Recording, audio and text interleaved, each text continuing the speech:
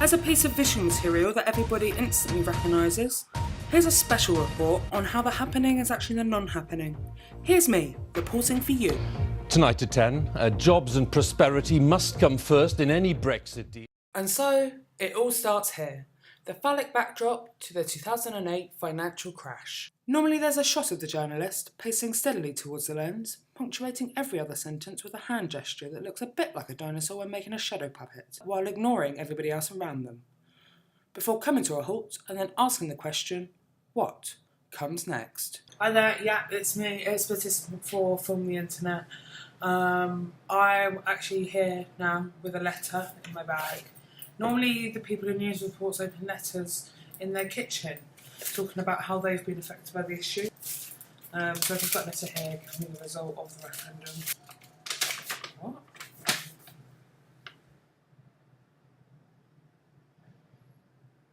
It says here we've left. I mean, I don't know what this means now. Whenever I look at the news anywhere, I don't even know what it means. It's just news to me. 52%. Who knows what that means now for us? Because I mean, really, my families are a lot like poppies, actually.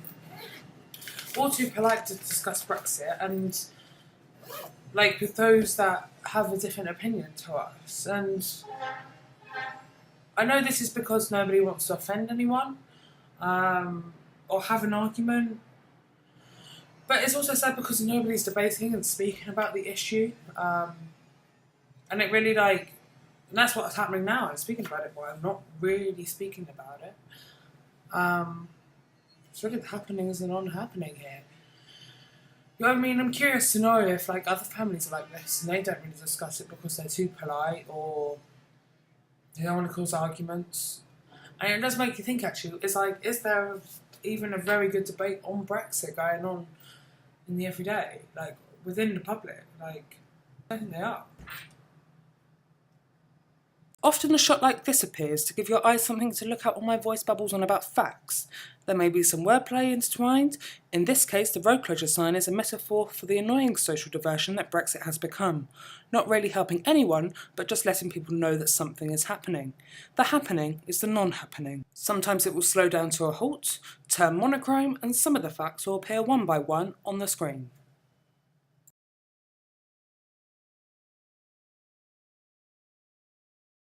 This is followed by an obligatory shot of moving people with most of their faces subtly panned out, and the report is padded out by a selection of people that don't really have an opinion on anything, but stress their concerns and vulnerabilities about the report in question. Not a lot happened recently, really. Some heated arguments. Could you then tell me your experience with friends and family after the referendum? A few heated arguments, a few friends defriended me on Facebook, but so life is so, isn't it?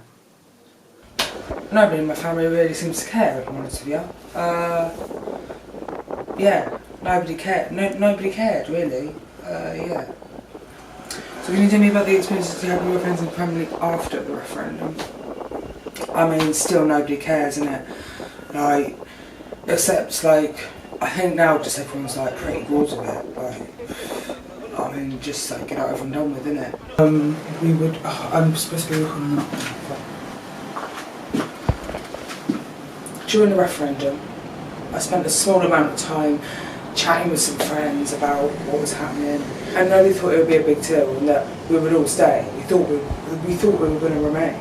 All the people that I know thought it was a bad idea to leave. Basically, my parents thought it was a reckless idea to leave, so I was kind of relieved when they thought that to remain was the best idea, and they also had my best interest as a young person at heart. I was quite disillusioned after the referendum, to be honest with you. No one really expected the United Kingdom to leave. My family likes to engage in political discourse, and we actually started making fun of the current government and develop some sort of fatalism about the chaos that will continue. It's difficult for me to hear my mum pushing me to get on and have a family with my European girlfriend. I started having less lengthy conversations with my friends about Brexit. It's a continual incompetence, sort of.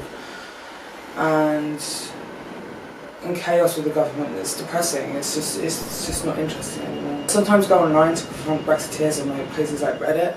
I get like quite a lot of enjoyment out of that, trying to like prove them wrong. And so here it is, the part of the report where everything starts to make sense. Ta-da! Here's the logo to the referendum. And here's the final numbers. They look much like an official Instagram poll after 24 hours of being live. And now here's a visual representation of how the United Kingdom voted. But really, just like the weather, it's just a map for you to find where you live and then point at the TV, letting everybody else know. But time is money, and now the United Kingdom must pay for what they voted for. We are faced with headlines like this that don't actually address the now, rather what could happen. The happening is again the non-happening. The report then shows the average family and uses more cool animations like this origami bird. Or is this the average family?